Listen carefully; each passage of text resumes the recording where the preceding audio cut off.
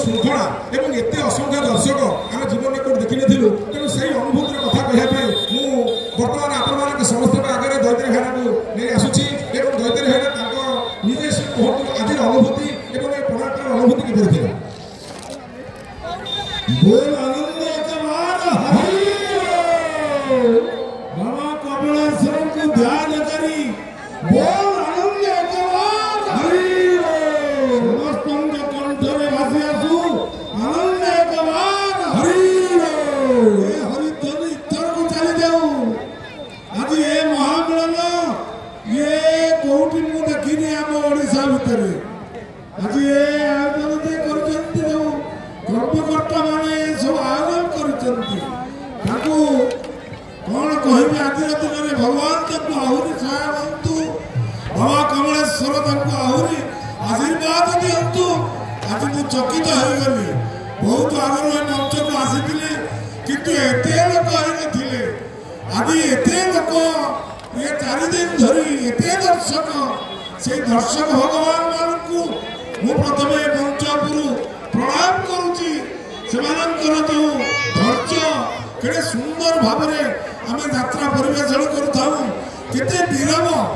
कौनसी विशृंखला नहीं कौनसी गंडगोल नहीं ये हुए तो मु भावुथली सब से कमलेश्वर को इच्छा ये प्रदक्ष महादेव आसुचंदी झुली झुली कमलेश्वर महाप्रभु झुली झुली हली हली चौडल झुलुची नाम संकीर्तन चलती ये महान कोटि मिलेनी ये देखा मिले पूरी रथयात्रा बड़दान आज बड़दान जगह